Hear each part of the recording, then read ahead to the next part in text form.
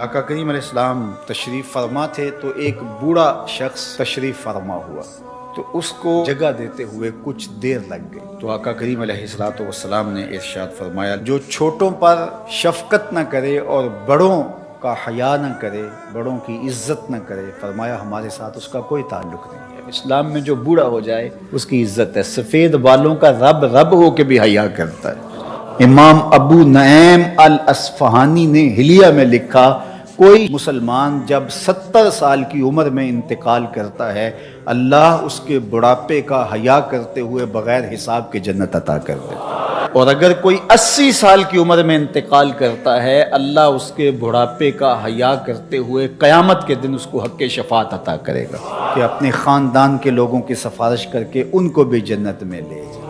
تو پھر بوڑھوں سے تعلق رکھنے چاہیے نا، آخرت میں تعلق کام آئیں گے۔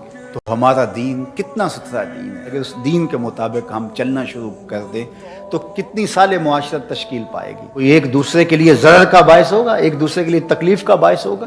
آج تو ہم بھائی بھائی کا گلا کاٹنے لگے، آج تو یہ جہنم زار بن گیا معاشرہ۔ لیکن میرے اور آپ کے آقا و مولا نے تو یہاں تک کہا کہ جو کسی دوسرے مومن بھائی کے لیے اسلحہ تان لے، فائر نہ کرے، گولی نہ مارے، اس کو ڈنڈا نہ مارے، صرف اسلحہ تان لے، آقا کریم نے فرمایا وہ بھی ہمارے سے نہیں ہے۔ مسلمان پر اسلحہ تانا بھی کیوں جائے، اس کی طرف خنجر سیدھا بھی کیوں کیا جائے؟ مسلمان کی توقیر ہے، یہ بھی اس کی توہین ہے کہ اس کی طرف خنجر تانا جائے۔ اور ہم لوگوں کے ساتھ کیا کر رہے ہوتے ہیں؟